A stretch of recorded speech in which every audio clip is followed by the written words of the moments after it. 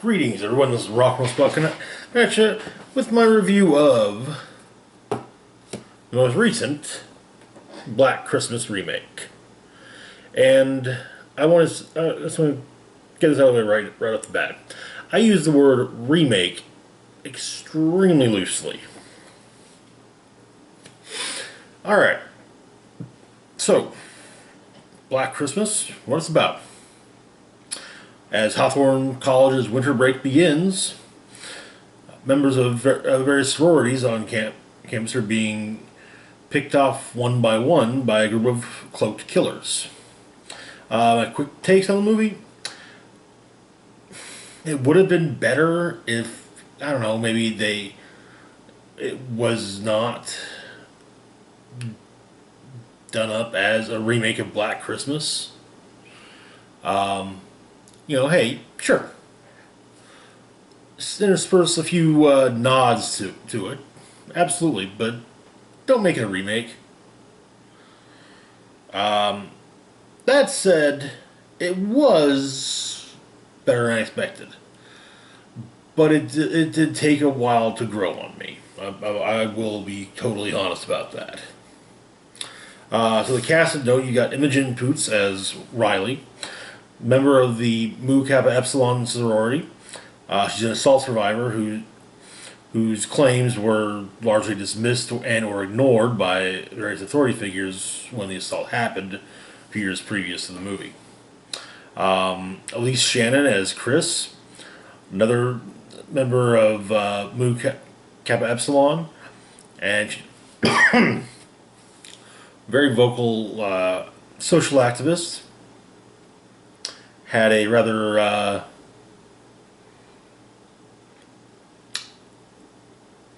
had a major disagreement with Professor Gelson earlier in the semester.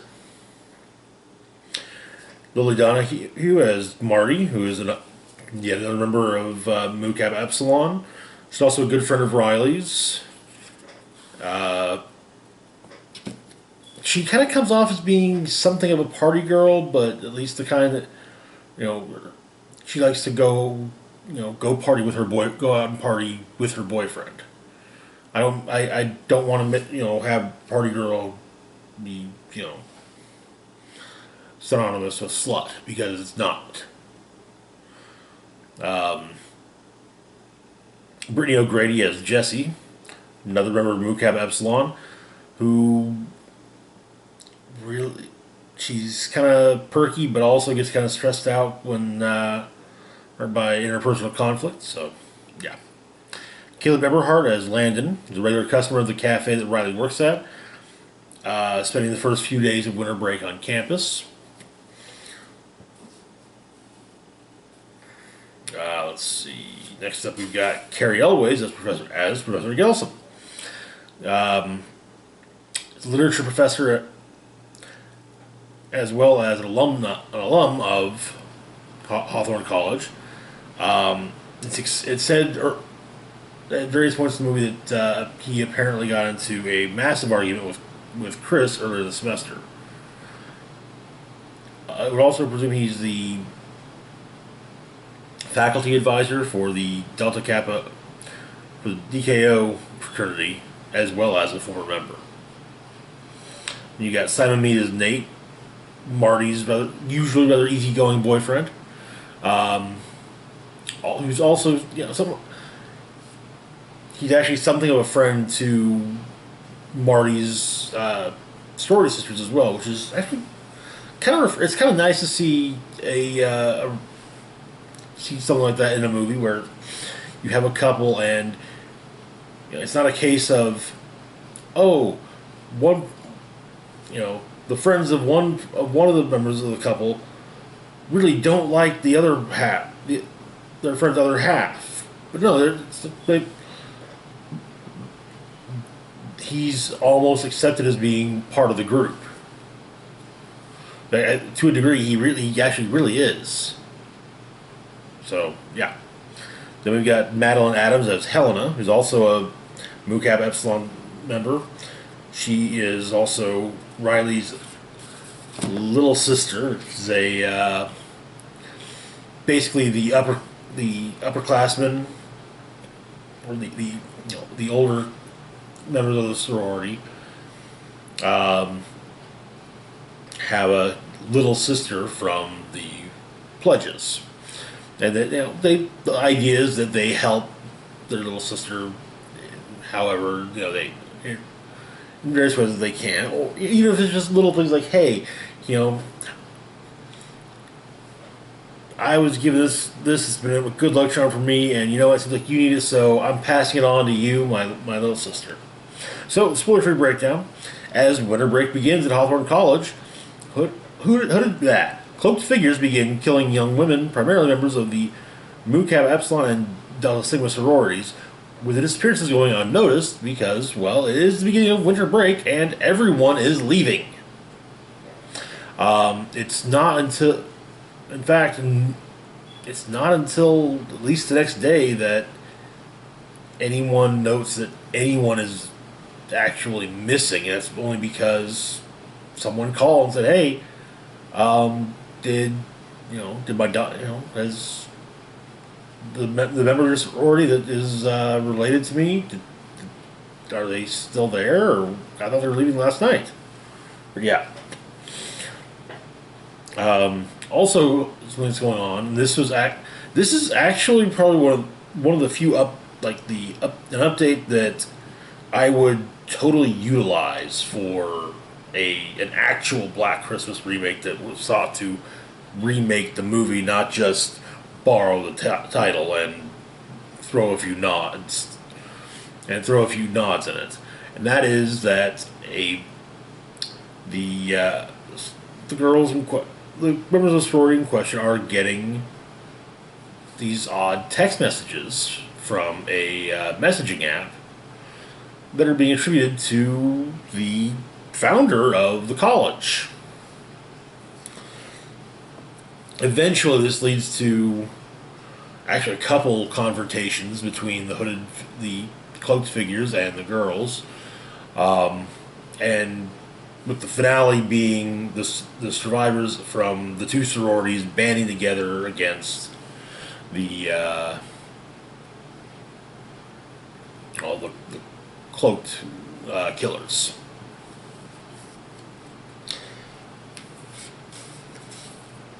Anyway, the ups and downs of the movie.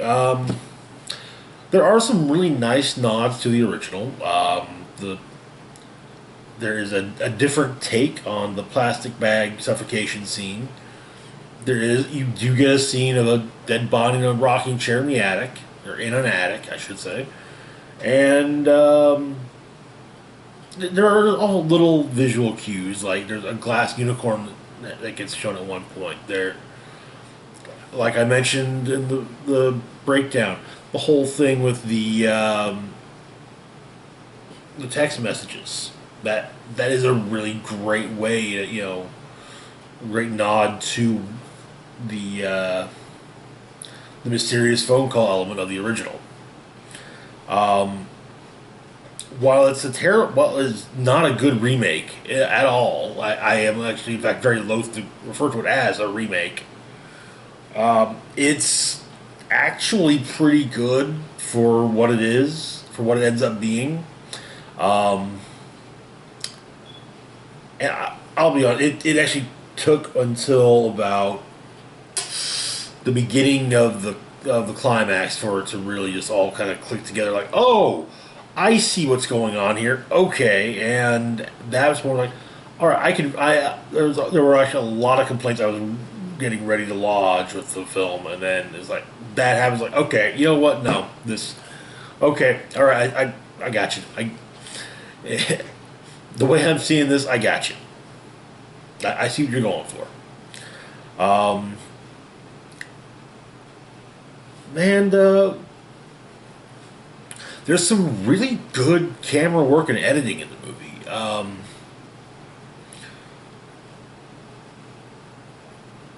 So just some really neat stuff. I was actually impressed with some of the shots in the movie. On the downside, like I mentioned, it's not a good remake of Black Christmas, like at all. As far as remakes of Black Christmas go, the '06 version is actually better. But this is still actually a better movie. This would, if this wasn't called Black Christmas or it's supposed to be a remake of it, this would actually be a. Then this is a better film. The characters are really kind of bland. I mean, yeah, there are some that are over the top, but you know, they're comically so, and it plays into what it becomes. So yeah, the over the top performance characterizations from some characters fall into that category of stuff I'm willing to forgive with the direction that the movie goes in. So, but a lot of the characters are really bland and just there's not that much about them. The pacing is kind of all over the damn place. And there's a serious problem the movie has with tell don't show. The the big thing being that we are told about Chris's confrontation with Professor Gelson. We don't get a flashback to it. We get just nothing. We're told about it. We just have to, and I'd much rather see it rather than just be told about it. Now, if I was reading a book, by all means, tell me about it. But as I'm watching a movie, show me. Anywho, my overall opinion is, like I said, it would have been better as a totally separate film rather than a remake.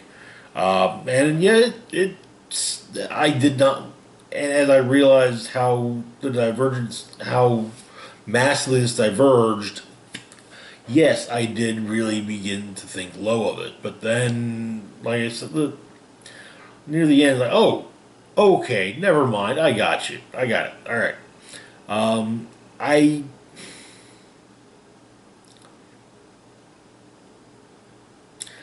I would not entire. I'm not sure I would entirely recommend. I probably wouldn't recommend this too highly. I don't. I don't want my time back, but I'm probably not gonna want to ever watch this again. At least not unless it's like streaming and I'm bored and there's literally nothing else to watch. Ratings. Okay, so I'm actually going to give this two ratings. One is a Black Christmas remake, and one on its own. As a Black Christmas remake, it clocks in at 1.5 stars out of 5. As its own movie, actually comes in at 3 out of 5. Like I said, the pacing, the bland characters, yeah, those really do kind of detract. Those do really kind of drag the movie down. But there is still enough good that it's not completely terrible. Once again, it's not a movie I'm going to highly recommend, but kind of if you do go to see, I would suggest keeping an open mind. Because just keep an open mind about it because it might surprise you. Anyway, that's all for now. Probably in a few, I might be doing another video on this as well as the other two versions in a few weeks. Kind of talk about all three together. Anywho, as always, feel free to like, share, and subscribe. Links to my Facebook, Twitter, Patreon, and PayPal can be found in the description box down below. This is Rock and Roll Spock signing off, saying, live long and rock hard.